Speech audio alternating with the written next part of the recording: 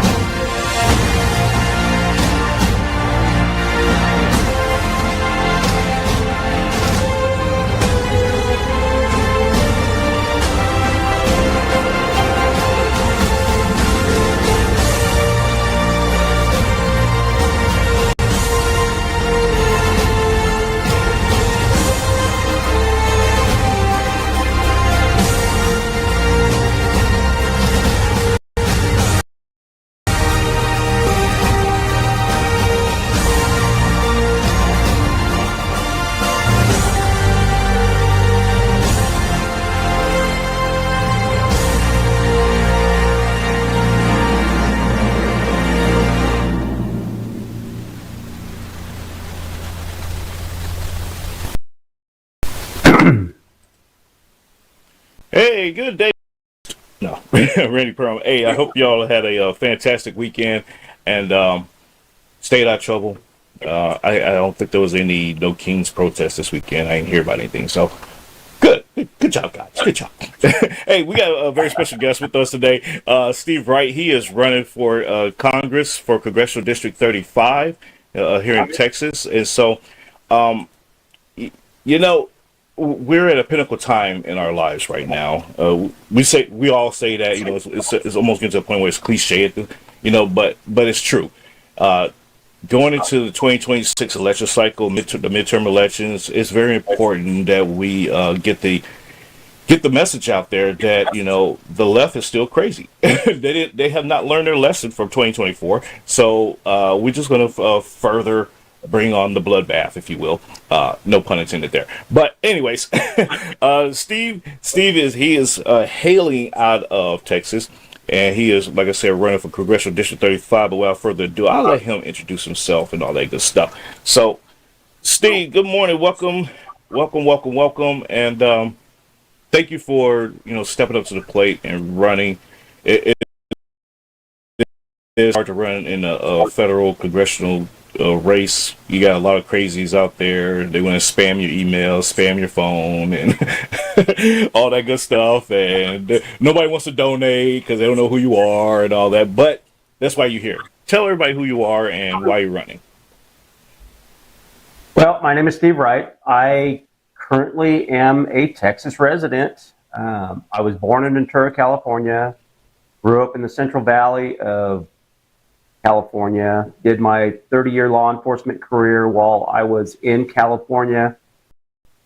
Saw a bunch of craziness throughout my 30-year career. A lot of laws that got changed, lack of accountability, lot of lack of support for law enforcement, and then I was fortunate enough to live in a very conservative county of California, one of I believe, the third largest county. So we had a lot of support for law enforcement, basically up until the point in time that 2020, your Summer of Love, your BLM, your Antifa activists, they started, propagating their nonsense across the country, experiencing some of their actual riots and being on the other side of their message, literally, in our town of Bakersfield, where I was basically ending my career. And so it's very, very challenging to sit there and listen to their nonsense, knowing that they are so destructive with what they're willing to do to get forth a message or a basically, I want to say a motion nationwide of self-destruction, because there's no real message within what it is that they want to do other than destroy things. The people that are out there wanting to do the right things are not the ones that are out there doing the destruction. We saw that just recently in LA. So basically, now that I'm here in Texas, I officially retired March of 21. and we bought property here in 16, 17, and my daughter was fortunate enough. We put her through the last 2 years of high school while she was here, so she could develop some friendships and things like that. Instead of finishing out and bringing her here, transitioning, and it was amazing seeing some of the things that Texas education does for its students that I have not seen in California education for decades. Regional occupational programs or occupational training, things that get kids interested in a career. And now, what have we seen for over the past 10, 12 years? That the only way to make a living and be successful in your career path is to go to college. And that's not working out for a lot of people because 53% of the people that initiate this college experience don't complete it. Then we have the left that want to propagate that they should have all of their college funding forgiven and put on the backs of taxpayers for them making poor life decisions. So we do have a need for people in trade craft businesses, in trade craft professions, electrical, housing, HVAC, automotive. There's a wealth and a value to doing some of these things, and you can actually do it through apprenticeships. So why is it that you would want to go spend $150,000, $200,000 on a education when you can be an apprentice, you can have on-the-job training, you can earn as you go along, and you're making more money right from the get-go than these individuals that are getting out of college.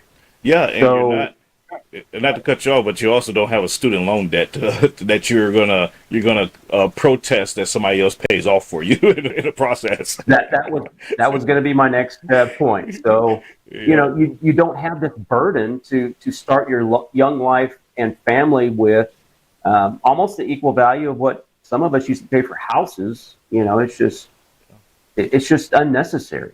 Yeah. And there's a lot of value and pride in people that want to be a blue collar worker, working class individual. There's no shame, and we need to change that messaging because I come from the working class. I've been doing it all my life. I think you've been doing it too. You have your military background as well, and so these are the things that we value and cherish in our country. As I grew up and was taught, what we build, what we make money and pay for ourselves by earning, you have a lot more value for those things. You're not just given something and you can toss it away later on because it has no value. You didn't earn it; it was given to you. Things like that. Yeah, absolutely, and you're totally right.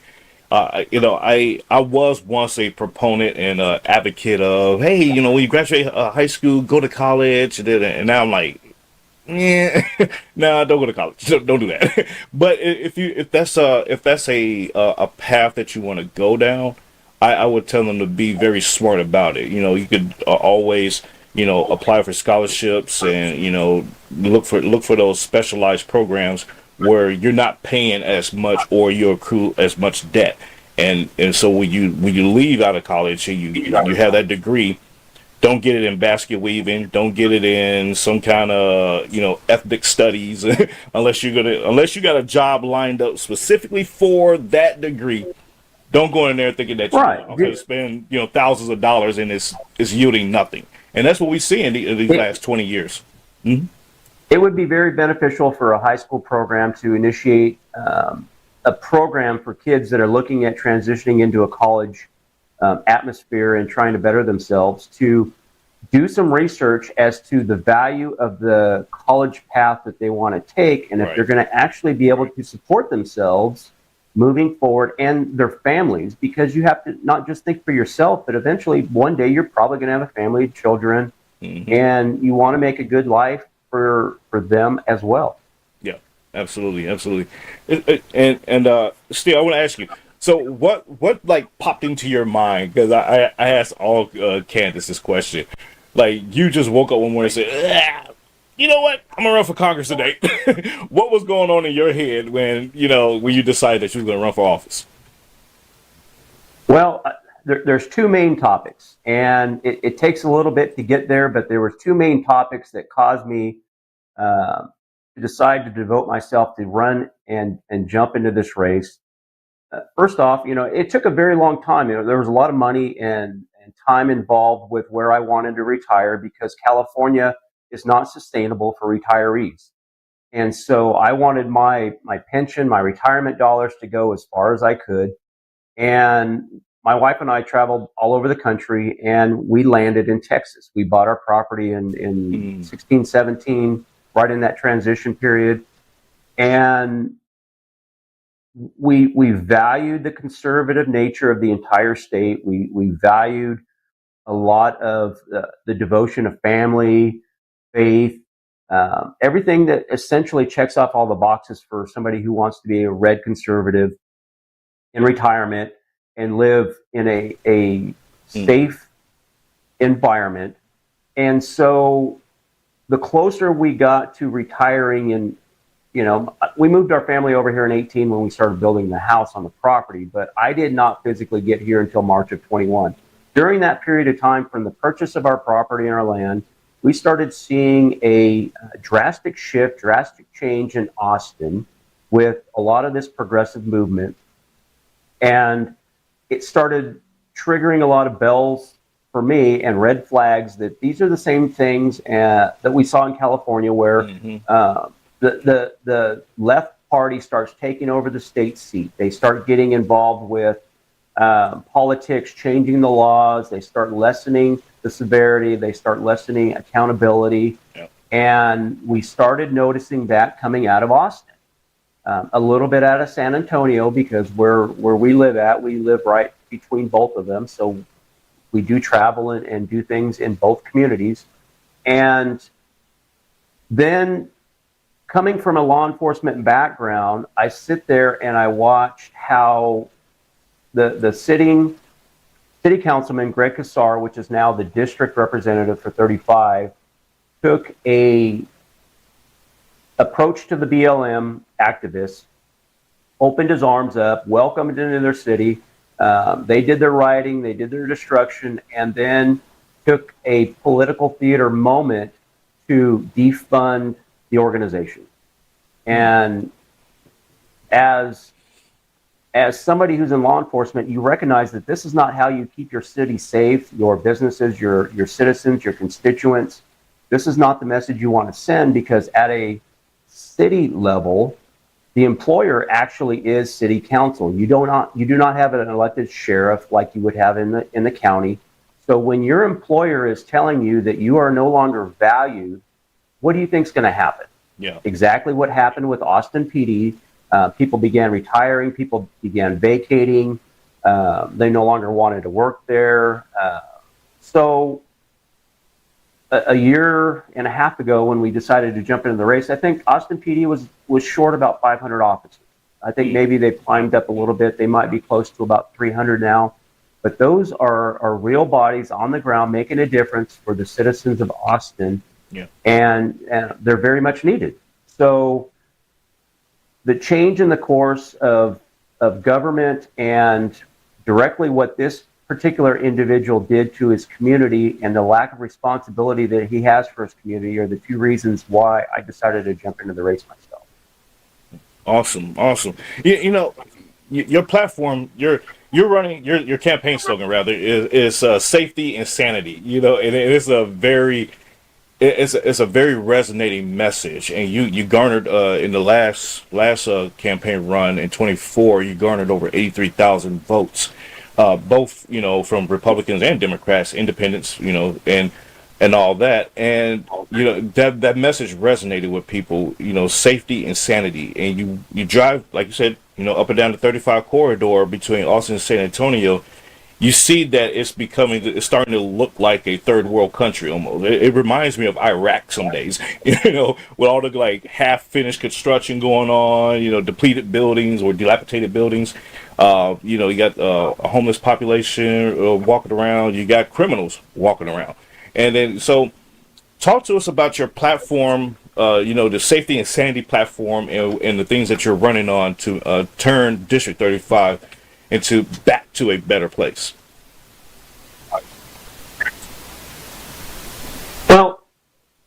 you have to back up a little bit because Okay. what I see, and maybe you see the same thing a little bit too. You have candidates that want to run for office, and they center their messages on local and state issues, and sometimes those messages do not reflect what you're able or capable of doing in the office in which that you tend to run in.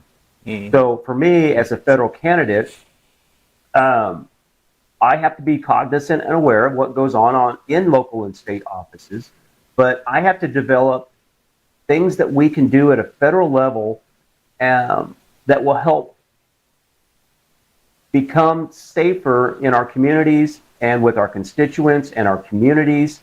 And I think a lot of what I would like to see done is partnerships with our local and state representatives so that we can start changing the atmosphere, leading from example from the top of government down so that we support our men and women in public safety. And there's a lot of things that can be done. We have community-oriented policing grants that we can give cities and communities so that we can free up officers that are reactive to just going out and handling crime that's already committed and start developing those partnerships with community activists or homeowners associations or church organizations, and by developing and listening to what their issues are in certain areas of the town, then those police activities that they need to perform in a proactive manner can be better served to the communities. And so that's one way in doing something that the federal level can help out these cities and counties. We of course we don't like mass shootings. You know, I would like to see more stringent, harder penalties on the federal level for people that want to go out and commit crimes with guns and weapons, but still hold them accountable for their individual actions and not the weapon or the tool that they utilize to commit the crimes. Exactly. So, you know, gang enhancements. If you go out and you harm a child, you kill a child, and you're part of a identified gang, and you've been notified and identified and vested and vetted by a local law enforcement agency, then potentially, if you have a right or left wing rather DA that doesn't want to pick up crime, we can give the power to a federal prosecutor to pick up these crimes, and making a law so that they have the ability to come in and take these that victims can actually have their voice in the process, which doesn't happen when you have these rogue DAs that want to be less on crime. You do not have a partnership with these crime victims. So the sanity part is holding people accountable, because the messaging over the last 8 to 10 years has basically been, you can go out and do what you want. We're not going to prosecute you, hold you accountable. And I saw a lot of this in California, where we transitioned from a lot of laws. So let's say somebody earlier in my career, a pregnant female, decided to go out and do some type of illegal, dangerous narcotic medication, illegal medication, and she happened to kill the baby that was inside of her. We would be able to go out and prosecute that individual for murder, because after a certain period of time, after the first trimester, you'd be able to do that. By the end of my career, they transitioned those laws to where basically, if they chose to do these same things, it's not something that you're going to hold the mother accountable. But if you are driving down the road and you made a bad decision to go drink and drive your vehicle, you hit this pregnant female and you kill the baby inside of her, you as the driver of that vehicle can be held accountable for 2 lives, which is hypocritical from the laws on the backside of that for personal accountability. Right. But it just doesn't make any sense with the way that they view these laws and abortion and personal accountability. So we need to bring some common sense back into how we look at the laws that we have. They're there for a reason, so that we can prevent people from making crimes by making them aware of the laws that we have on the books, but yet they also hold a penalty phase for those individuals that willfully and intentionally violate our laws of our society. The society is deemed to be unconscionable or not acceptable. Yeah, yeah. Speaking of laws and common sense, you know, the left right now, they're on this advocacy trip, if you will, of having illegals that illegal immigrants that came into the country, cross the border illegally. I'm gonna keep emphasizing that illegally, and they're Illegally. they're they're they're dismissing that portion and saying that, oh well, if they're here and they're working and they're doing this and that and the third, they're not criminals. But my position, I don't know if it's yours, but my position is you were a criminal from day one, from right out the gate, because you broke the law to get into this country. So miss me with the idea that they're not criminals. If they came into the country illegally, right out the gate, they're a criminal. So I get it that they may be a model citizen now and all that, and that could be due to reform. They say, you know what, I feel bad for doing that. Let me do the right thing from now on. I give you a pass, maybe, but on the outset, this is the messaging that they're giving, and people are actually becoming sympathetic to that message. I want to get your thoughts on how are you and your colleagues in Congress going to navigate those waters when it comes to the illegal immigration crisis? Well, so platform has changed a little bit from 24 to now because of obviously the attention that Trump has given to the southern border. Basically, some of the issues that we saw are non-existent. So now we are retroactively dealing with issues for the people that are already here. And by doing such, I still believe that we need to do immigration reform on some aspect where if you have individuals, okay, in this country that have been doing the right thing, maybe they have not become or petitioned to become a U.S. citizen for whatever various reason. They've come here legally, they've maintained their residency, their papers, their immigration status, they've paid their taxes, they've started a family, they've married a U.S. citizen. Then there should be expedited processes for those individuals that have been doing the right thing.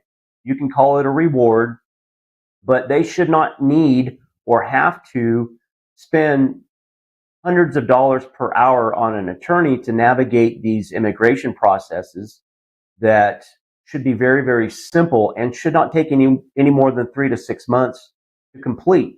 We should be supporting the individuals that are doing the right thing, the right way, in the right path. And some of these things that I wanted to have changed were because of where I grew up at. Central Valley, this is right in the middle of where the migrant farm population in California, and I want to come back, so don't let me forget, but I want to come back and I want to clarify some issues related to migrants and immigration and immigrants that I think are valuable in clarifying these issues. But Yeah. I grew up in an area where Cesar Chavez had such a major impact and influence, not just in California, but you see it here in Texas as well. San Antonio, we have a 53% population of Hispanic base that is in the San Antonio area alone.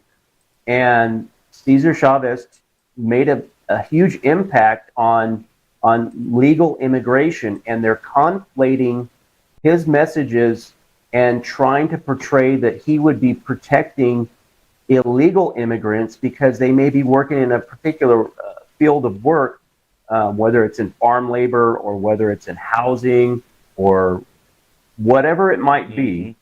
And it's contrary to his teachings because he was adamant in preserving American wages for the people that were here that he was trying to protect, making the best possible wage and supporting their families doing what they did. And there was value in the work that they did. And he despised illegal immigrants and immigration. And he would actually go out and seek these people out. And when he found them actually working in an environment where one of his union member workers or protected individuals that he was trying to sit there and advocate for, they would take these individuals and turn them over to Border Patrol. So this is where I grew up at. Yeah. You know, you have the farm riots, the farm sit-ins, all these things in the Central Valley. This is where I grew up at. So I understand the immigration issue very close at hand from viewing it firsthand, and also being in law enforcement and growing up since the early 90s. I was fortunate enough to actually meet him in 92 before he passed away in 93. I've been to his home compound where he's buried. So I've served these communities where these migrants go from harvest field to harvest season to different states.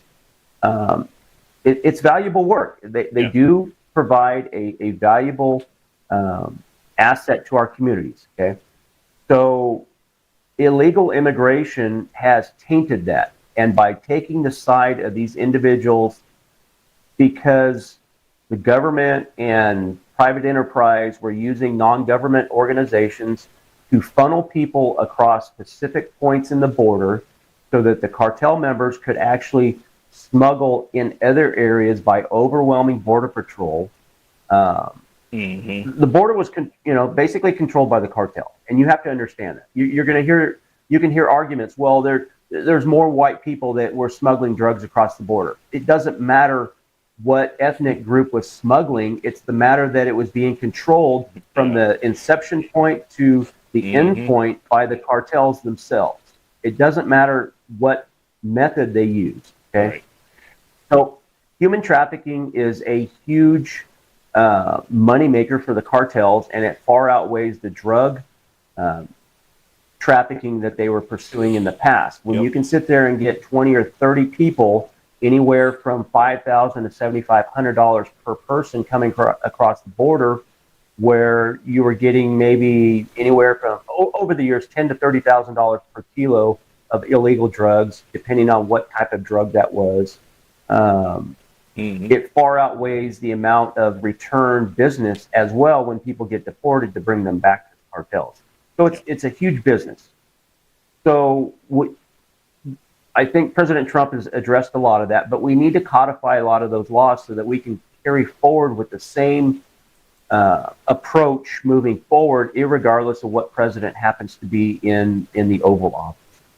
So there's a lot of reform that needs to be done, and some of the other things that need to be done that aren't really in the immigration side, but Department of State agreements that we have with other foreign countries.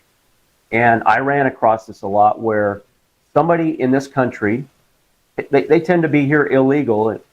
It doesn't matter what country they're from. But if they have a consular on U.S. soil, they are entitled as a citizen of that country to go into their consular and get issued a visa or passport from that consular. And the point of visas are for what? They're travel. They're not a document that allows you to remain in the country that you're in on a permanent basis. So I would see a lot of these passports that were issued by these consulars, and after 90 days they expire unless they're stamped by a port of entry or an immigration official. And usually you end up having a additional document, I guess, that allows for the period of time that you plan on being here. So it identifies a couple different things. But I think that needs to change on another basis also, so that before those foreign consulars issue those passports and visas to their citizens, they have to relinquish those to ICE, so that ICE knows that those individuals are actually here, and that they can get those items stamped, so that we as law enforcement on the local level can actually identify these individuals a little bit better. And from a law enforcement side, there's a lot of left-wing messaging that's being put out, where people think that local law enforcement are going out there and seeking out these illegal immigrants in our communities. And that's just simply not the case. We do not have the ability to go out and arrest on a federal warrant or a federal charge at a local or state level unless that state, like Florida, has authorized their local police and state police to detain based on federal charges. So what usually ends up happening is we as local law enforcement go out, we find somebody, they break a law, we arrest them. ICE finds out about it, or immigration finds out about it. They put a detainer on that individual while they're in a local jail facility or state prison, and they have the first right to refuse to figure out what they're going to do when that person gets released. That's all that means. Okay, you're referencing there's that misnomer. Yeah, and you're talking about the 287G program, correct? Yes. Yep. And for ladies and gentlemen that's listening or watching, the 287G program is something. It's not new, but it's resurfaced as being new. And Texas, we had it was a bill. I want to say out of the House side, maybe the Senate. I can't remember right now, but the 287G program. Yeah, I think it was a House bill as well. The 287G program is basically saying, hey, local law enforcement can work with federal law enforcement to recognize, detain, or identify and then detain illegal immigrants that may be in the country and committed a crime, if they're type of thing. So it's a partnership, as you mentioned earlier, a partnership relationship type of thing. And so, and you're right. A lot of people get those things confused or don't know what it is. So I'm glad you brought that up, and we're clarifying that through this platform for a lot of people that don't know what that is. I want to ask you about you want to clarify clarify about the different types of immigrants because we all do it. It's like we say migrant, immigrant, illegal immigrant. A foreigner, and all this stuff. So we're conflating all these different terms, but it is important to distinguish what the differences are and identifying who they are in the sense of like why they're here, type of thing. Greg Kassar, the current representative, he's fighting for the illegal immigrants by calling them migrants, and so he's confusing the constituency in 35 and around the world, around the nation, with his messaging. But at the end of the day, he's fighting for the criminals. So I turn it over to you on that. You see a lot of the Democrat leaders and very outspoken leaders protecting outright criminals these days. I don't know. I'm not sure why it is that we're seeing this.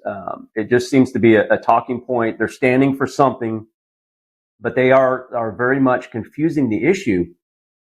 So if we want to go back in time a little bit with just me and how I got where I got to.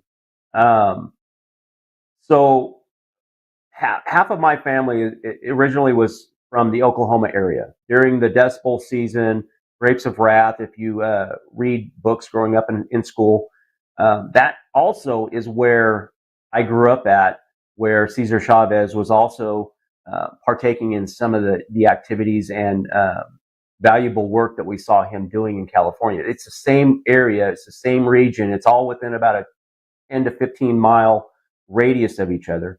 And so my family, because of the Dust Bowl era in Oklahoma, had to migrate to California to be able to sustain a living. So there's an issue with migration and migrants that can be construed with illegal immigration or immigration that comes from another country. You get people during the potato famine in Ireland where they came to America because they migrated to make a better life for themselves because of what was going on in their home country. You have these people that are migrating for a very specific reason, and it tends to be economic. Okay, so immigrants, illegal immigrants, they are migrating for a reason, generally to a different country or a different region for making themselves better. Immigrants are traditionally and have traditionally been considered people that have migrated to our country and gone through the legal paths, ports of entry and paper processes with immigration that they require. Maybe there's fees involved and some very lengthy time for some individuals based on the country that they need to migrate from and come to the United States. Then you have illegal immigration where these are individuals that intentionally come to a country. It doesn't necessarily have to be ours, but they are avoiding the natural course of a port of entry that allows you to interact with immigration officials to notify that you're here, fill out paperwork, request or ask permission to be in your country for a certain period of time, or even request citizenship. And so the ones that are doing it on a legal basis, they come here for various reasons: work permits, school permits. Sometimes an employer needs to have employees come here from other countries, so the employer will sponsor employees to come here and get a work visa. So there's many different aspects as to who can be considered a migrant, an immigrant, or an illegal immigrant. And they are mixing the term immigrant to refer to illegal immigration and those individuals that have chosen to come here and avoid our process. Now, sometimes you're going to see that they chose to come here because they were told to cross the border at a certain border point. That's why we saw a lot of the activities that the governor had to intervene down on the southern border and kind of take over some of those areas when, less than a mile away, there was a port of entry. Why not just go that extra mile and do it the right way? Why would you want to, and this brings up the other topic that's going on that the Supreme Court is taking up right now with birthright citizenship, that if you're a female that's pregnant with a child, why on earth would you come to this country and risk your life and limb and your unborn child to cross a border in treacherous water or conditions because of the heat that we have here in Texas, when you can simply do it in the confines of an air-conditioned building at an entry point that you can do it the right way and legal way? So it's just heartbreaking to see some of these people traversing these illegal immigration paths when there's so many points of entry. I believe there's over 26 different points of entry on the southern border that they can do it legally, and rightfully so, for themselves and the people that they're traveling with. Yeah, you're absolutely right. There is, and I've been down to the southern border, Eagle Pass, particularly a couple occasions now, and see, you're absolutely right. There's this big gaping hole right here where people can come through, and then you go up the street, literally a block or a couple of blocks, and then there's the port of entry. You're like, okay. So what was the point? it's crazy. Yeah, exactly. And so it's crazy to see that. And you're right. There is a need to reform the immigration system. Not so much. It needs to be reflective of how it looks, I would say, over in Europe. They come and go, and if you're there beyond a certain time, they say, hey, get out. And that's the end of it. If you refuse to leave or you are caught back there again, type of thing, you're detained, you're arrested, Going to jail. whatnot. Yeah, you go to jail. Yeah, it's trespassing. That's exactly what it is. So, Right. and a lot of people on the United States side that are advocating for illegal immigration, they're not realizing. They shut up when you say, "Well, can you go to another country and do that?" Oh no. Then why should Look we? at our closest country that we border with, Mexico. This is the country that primarily our illegal immigration comes from. They traverse through Mexico, and it's not just Mexico anymore. It's anywhere in the South America. We have people coming over from Europe. So Mexico has very strict laws on entering their country for the purposes of traveling through to another country to migrate or become citizens or enter another country.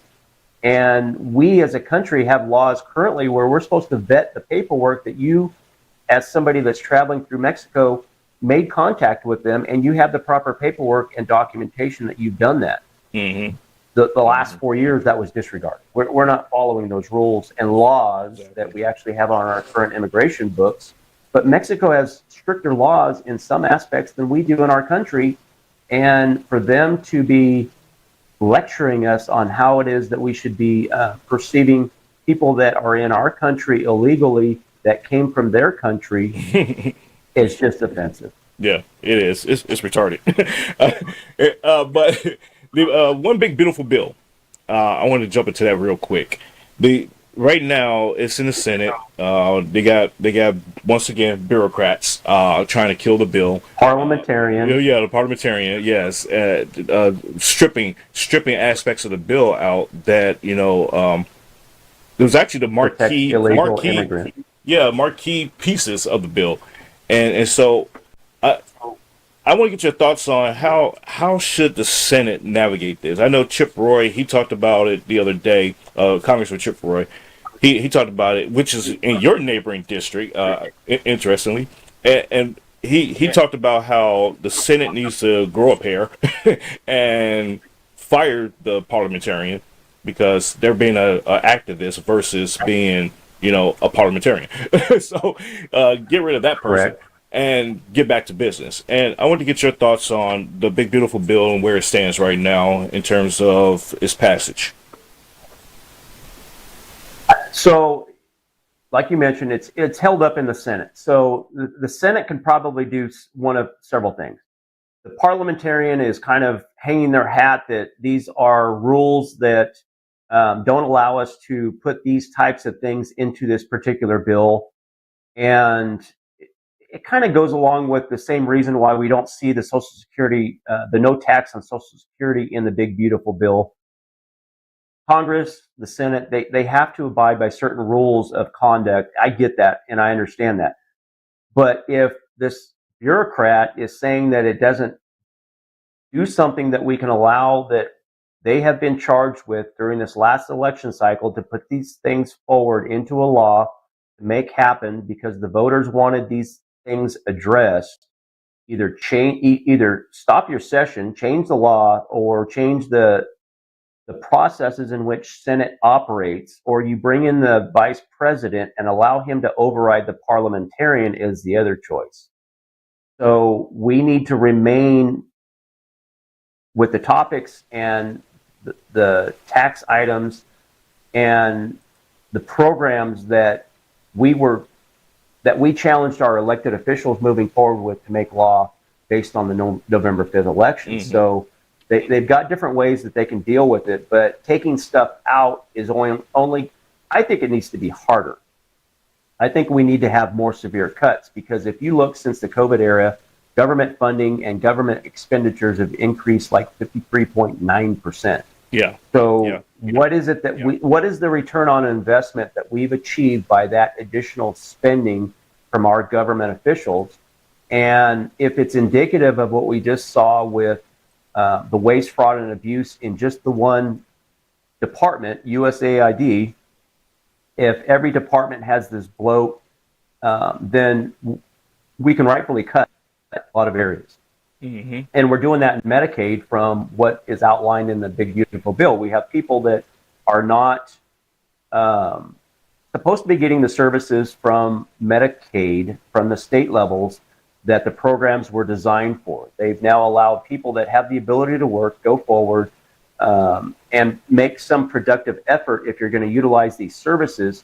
And it's not like that they are just going to be cut off cold turkey. They're phasing these things out over the next 9 or 10 years. So you have an opportunity to continue doing these programs and utilizing these programs while you're getting a leg up or a step up to help and better yourself. And that's really what our whole system is designed, is that if you're in a socioeconomic path in life, that may be out of your control, you want to go to college, you don't want to get the grants, you don't want to sit there and rely on family who may not have money, you want to go to college and pay for these things. Yeah. A lot of us had to work through college. Mm-hmm. And so we knew that there was an end point to our achievement that we were getting out of our college degree, that we could start bettering ourselves at that point, but it was going to be a little hard along the way. Mm-hmm. And mm-hmm. I think we need to kind of get back to that, where you have a little bit of teeth in the game for some of the benefits, so that you don't become reliant on them. So you don't have 1, 2, 3, 4, 5 generations of people receiving assistance from the government, and they don't have any motivation to try to better themselves or their family. I want people to be successful. I want tax reform. I want more money in people's pockets that we can possibly have, because the more money that they have in their pockets, they tend to spend more. They have security with their families. It helps the economy. Businesses flourish. Small businesses are the center point of what we do in this country. Small business owners contribute a tremendous value. And some of the rhetoric that we tend to see right now is, oh, it's bad for people to be achieving success like the billionaires that they're trying to create class warfare with. And why is it bad that these individuals, okay, it tends to be about the top 3% of individuals that have the like mind, wherewithal, initiative, ingenuity to go forward and create these monstrous companies like Amazon and Elon with creating X, and now buying the old Twitter and now calling it X, Tesla, all these car companies where they have value with they employ hundreds of thousands of employees. They pay state taxes. They pay property taxes on the properties that they own. They pay their employee wages. They pay into Social Security on behalf of their employees. There is value in what they're doing, and this messaging that billionaires somehow are bad for our economy. Look at the messaging with Elon. Oh, he gets $8 million a day in government contracts. Well, he's providing a service with the companies that he's created. But what they don't tell you is that you have 78,600 small businesses that received grants from the government last year alone that provided services for our government too. And they have employees as well. So why is it bad that you contract with? Is it a message that it's just bad to contract with the government, or is it bad that capitalism is bad? What's the messaging with trying to say that Elon is bad? I think it's just Elon because he's part of Trump. It is that, and what we're also witnessing is these very same billionaires and millionaires that were traditionally Democrat donors abandoned the Democrat Party. So they came over to the Republican side, funding Republicans and everything else. And now the Democrats are screaming mad. This is the whole reason why they hate Trump. Is Trump was once a Democrat, and he was a billionaire, an adored darling of the Democrat Party back in the day. And he supported their causes, provided assistance to their causes as well. So yes. Yeah, and they said, you know what? He was like, you know what? I'm done with this. I'm done with the Democrat Party. Y'all going crazy. I'm out of here. Deuces. And matter of fact, just to even smite you even more, I'm going to run for president and I'm going to win. And so that's why they hate him so much. It's not because of what he's doing. It's because he was a billionaire that took his money, he took his ball, and he went home. and that's what it is. Correct. That's why they're attacking. That's why they're attacking the billionaires and stuff right now. And we also see that they're missing the message that these very same billionaires is the ones that's giving them their job as it is. So they're encouraging the gated community. That's what I call these politicians. The gated community. They're encouraging the ones that's outside of the community, the gated community, to rebel against their bosses. And then when they're out of the job and broke and homeless and everything else, the gated community is not going to care. They're going to look for the next victim to rile up and to keep themselves in office. So it's a game that a lot of people don't understand, and that's why they get caught up into this. And it's amazing, but we got people like you that come along and educate educate the masses. Yeah. Yeah, and I mean, the beautiful thing about politics today is that the internet lives forever. Mm-hmm. And so we can see the transition of all these issues if you want to take the time to actually do some research and look at these politicians over the path of their career, the Bernie Sanders that have been in politics for 44 years. Hey, now it's a billionaire message. Billionaires are bad. Before, his message used to be millionaires. Mm-hmm. Millionaires were the downfall of America. They should be paying more taxes. Well, he stopped using the millionaire lifestyle issue when he became one. Yep, he's a millionaire now. Okay, exactly. So this guy's been in politics for 44 years. He's got 3 houses. He's been jet setting around, campaigning, doing his oligarchy, and and billionaires are bad and big business is bad. Mm-hmm.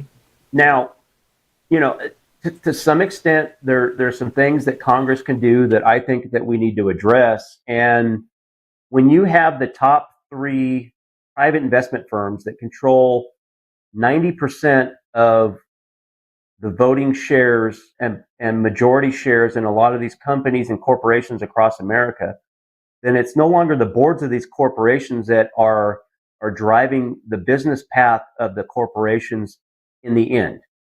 And so you are seeing a lot of issues that it appears that they're almost acting as a monopoly. And Congress does have that ability to sit there and break up monopolies or address issues that appear to be monopolistic.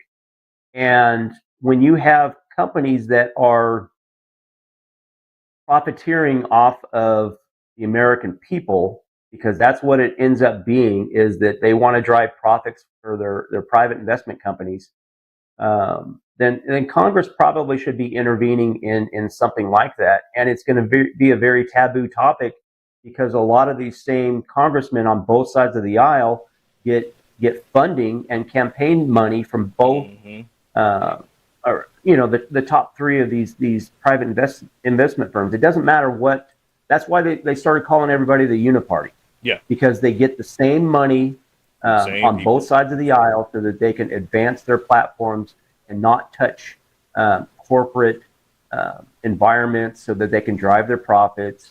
And then you have these CEOs that get hired by these boards or nominated by these private investment firms that want to drive profits even farther. And then you start seeing business vacate American jobs by going overseas to be more productive. And that's what Trump, I think, is trying to resolve and commit to coming back for American jobs, American wages, American products, because we can be, proud of what we start getting back into the manufacturing aspect of our country, and start being America first.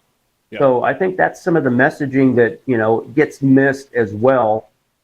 And I think that's what kind of resonated with some of the working class, because for some reason, and I don't know how it is, that the Democrats were always favored by union labor, by working class individuals, and they were the ones that traditionally taxed you more, spent more money, wanted you to work more, wanted us to work more so that they could spend more. And it's indicative of what we've seen just from the COVID era alone, where they've increased government spending by 53.9%. Yeah.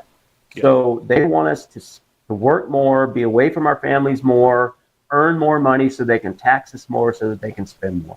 So, so we need to change that with the taxation. Yeah, it's a very vicious cycle. Yep. Steve, you're on it, and a lot of people don't understand these are literally the kitchen table issues, but on a more of a from a federal aspect. But these are kitchen table issues that mom and pop are talking about every night. They're like, man, I gotta pay this tax bill. Oh, I gotta pay these property taxes and everything else, and not realize. Well, they may know it, but the conversation. Insurance. Yeah, insurance. Even the insurance. Your insurance has gone up. Yes. Your gasoline bill to get to and from work has gone up. Yes. So, your utility bill has gone up. It's running a household, and we should get back to running our government like people run their households or small businesses.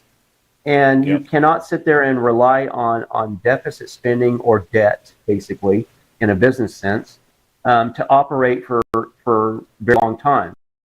And it costs us more money as taxpayers, the more debt that we rack up. And we're seeing that with some of these bond downgrades that because now where are we at? They just announced $37 trillion. We're no longer at 36. So our debt level is going up as a country, and there's no real plan to address it. So we need to get our spending under control, and I think we need to have it mandated. And I also think that we need to have addresses related to our deficit reduction spendings and plans, and that needs to be mandated as well. And if we're going to better track the money that we have, we need to actually get back to a budget and stop doing these CR bills and the Yeah, Omnibus. it's just Yeah. I hate that. it's Yeah. You're it's right. not good for anybody because you as a citizen cannot track what the government is spending if they're doing this on a more regular basis. Hmm. And so we need to get back to, tax reform. There's a lot of things in tax reform. We see a lot of issues at the federal level that we need to address as well. Here in Texas, we have a lot of storms. We have a lot of storms in South Carolina, North Carolina this past year. A lot of complaints on FEMA. What it is that FEMA's doing. Well, it comes out, that FEMA was funneling a lot of money to, I think, Red Cross and some other NGOs, and they were using some of their FEMA funds to house illegal immigrants instead of helping the Hmm. individual. Oh, Hawaii was the other issue that we had with FEMA. Yeah. So FEMA, at best, is maybe going to come in and pay for what, $750. You have to qualify. You have to submit paperwork. You're probably not going to qualify for that $750 if you have insurance. And then you submit your insurance claim. And then what happens with that? They're going to do everything they can to deny Deny it. Yeah. whatever it is that you have going on that's been destroyed. And Hmm. and how are you going to step up with your life and make yourself whole at that point in time when the government's not helping you, and then your local environment's basically overwhelmed trying to sit there and deal with this national emergency. Your state's probably not going to help out a little bit. Yeah. So we kind of need to reform what we do with FEMA. And, I have some ideas and some plans with that as well. And after you have a natural disaster, what ends up happening? You end up having utility companies come in, they repair all of their infrastructure, and then your electricity or utility bill goes up because now Hmm. you got to pay for Yeah. something that the, Yep. the company has actually. So you get bit on both ends of a natural disaster. Yes. And so Absolutely there's right. there's some tax reform issues that I would like to see. Trump in 17, I think he had some bad advice. He took out a lot of the tax exemptions and write-offs that taxpayers were allowed to afford themselves by taking claims off of their income. And one of Hmm. those things was, insurance losses. So I think something like that warrants bringing that back for these natural disasters, declared emergencies, either at the state and federal level, so that some people can get some relief out of the income that they have made off their taxes, so that they can build their life back. Yeah. I agree. Public safety, here in Texas, you have a lot of people that pay out of pocket to buy equipment, pay for training to be better officers, and you can no longer write those items off on your taxes. And it's sometimes thousands of dollars per year. So I think that those things need to get reinstituted under our tax write-off plans. Teachers, we all know how hard it is and difficult it is for teachers to do the job that they have with the state funding, federal fundings, reimbursement plans. And they pay a lot of money out of their pocket to help educate our kids in the classroom. And right now, I think that they're only able to write off maybe $250 a year off of their personal income taxes. That was one of the plans one of the professions that they allowed to remain into the tax plan. But that probably should be increased up to about $2,000 a year, because we know how much money and value that Yeah. our teachers try to give to our kids, and work hard at doing that. So I agree. it's Yeah. an investment back to our teachers and our kids and the education that we're looking at for them. And education reform, obviously, Trump took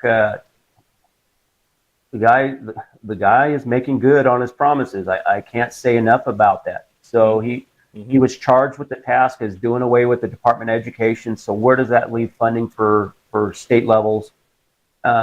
We need to revisit that with Congress, how much we're going to start backfilling federal dollars and giving it to the states, so that the states can actually achieve the education that they need for their students and the issues that they have within their own individual states, and allow them to control that instead of the federal government intervening. Hmm. You know, Yeah. I retired. I worked for a school district for 4 years after I retired until just recently. And, I held my ear to the ground trying to figure out what education issues were, because we saw these in politics. The teachers are so overwhelmed with chasing test scores, the kids really aren't retaining the information. So Mm-hmm. we need to have and either partner with or fund states that have innovative programs that are allowing our kids to learn, because we're hearing that there's large populations of the kids that are getting graduated from high school or being moved on from grade level to grade level that don't have basic reading, writing, and math skills.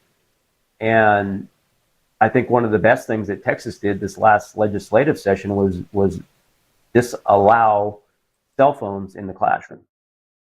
So there are messages that do resonate from our constituents that do get done in a positive way. Sometimes it takes time, but if we don't start putting people into elected positions that are going to carry through with their campaign promises, then what's the point of actually putting people into office when your expectation is zero from what they talked about and campaigned on for our quality of life down here at us, the people that aren't doing the job and want the job done in certain ways. What's the point? There's no point in campaigning if we're just going to elect people into office and have zero expectations of them. Yeah, And right about that. I Amen. think people are finally waking up and realizing that not a lot has been done. And I think I've been in the same position where in the past you look at somebody, you elect them, you've heard what you thought was the right messaging. They get elected, they go into office, and then your life goes on autopilot, and you never check in with that elected official to see what they're doing or what they've done. Mm-hmm. And here we are in today's day and age with all this debt in our country, and nothing gets done by the politicians. And for me, being a Republican, I don't know, maybe you can call it a bias or whatever, but I tend to see a lot more policy directed at the campaigns from Republicans versus Democrats, where they start doing wide graded topics like immigrants and immigration and protecting things. They point things out that are problems, but when it comes time and they have the majority rule, they never address these issues. Yep. Correct. Mm-hmm. And it's sad to say, and I hate to say it, but we had 4 years of carte blanche immigration abuse by individuals, and now we have a crackdown and enforcement on immigration by people that have been here illegally for various reasons. Mm-hmm. Mm-hmm. You had 4 years. You had 4 years to apply for citizenship. Why didn't you do it? How that goes back to the personal accountability issue that I was talking about earlier. Is that you're enjoying the benefits of being in our country and maybe the wages and what that you're earning.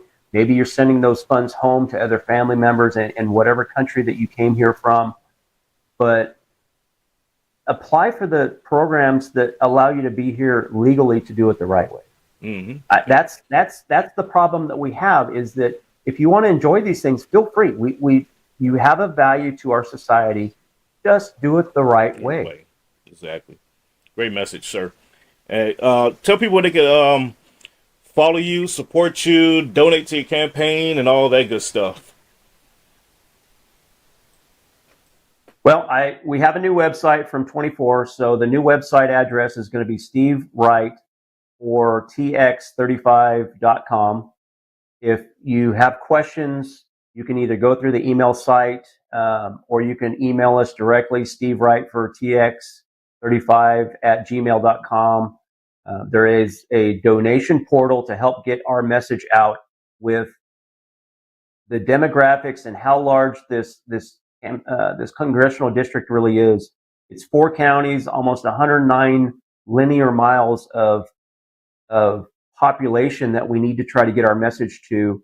And I would love to be able to have a message that people wanted to donate and put me into office, and they donated rather than having big corporate interests give me money.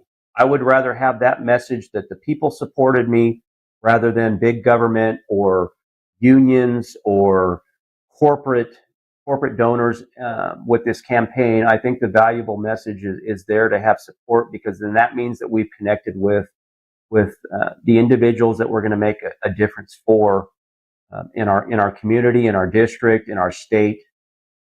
So please come out, volunteer. There is a volunteer link. There's a donation link on there, and let's get our message across. We have about 16 months to November of 26 when the election happens. We need to stop a lot of this nonsense from this progressive movement that is moving forward. And I think we're starting to move back to a more sensible approach to how we want to live and the quality of life that we want to have. And we need to have that partnered with our government elected officials. Yes, absolutely. Absolutely. You're totally right. And good luck. You're gonna get it done. You're gonna get it done. I see it. I see it. I see it. I see the marquee in the sky. Steve Wright elected. So I'm not a quitter. You know, we did this in 24. We had a big following. We had a tremendous success from the previous Republican candidate. I think our message tended to resonate. We had, like you said earlier, about 83,000 people that donated. I'm here. The message is still the same. My commitment to the people is still the same. My platform doesn't change because people's concerns and interests, public safety, and the way taxes affect them in a negative aspect, the inflation that's finally coming down. We need to stay on that path so that people can enjoy the quality of life that they want to pursue. And it's government that has the ability to sit there and make that happen for people, good or bad. And I choose the good. yeah, absolutely. Steve, thank you for being here today. Appreciate you. And Thank you for having me. absolutely have fun out there, and see you out there on the trail. Thank you, sir. All right. Take care. You too. God bless. Ladies and gentlemen, that's Steve Wright, running for Congressional District 35, Texas. Hey, you can go to his website, Steve Wright, for tx35.com. Let me throw it back up here for y'all for the visuals out there. Or you could also just scan this QR code right here. Oh, too big. Sorry. There we go. Let me move that out the way. Scan that QR code. There you go. Scan the QR code, and yeah, get out there and support. You know, it's very important that we elect people who actually have a wherewithal about them, that want to take care of the people and not take care of things or people that are not even in their district. Anyways, I would digress. Folks, I'm going to jump up out of here. Keep it locked on the Let the Truth Be Told network. Coming up at 6 p.m. this evening, got Pastor David Lowery with the Let the Truth Be Told and show. And with that being said, I will holler at y'all later. Yeah. Ciao, ciao. Ladies and gentlemen, thanks for tuning in today. Please be sure to follow, like, subscribe, and share, and go to rpurham.com for more information. See you all soon. Take care. God bless.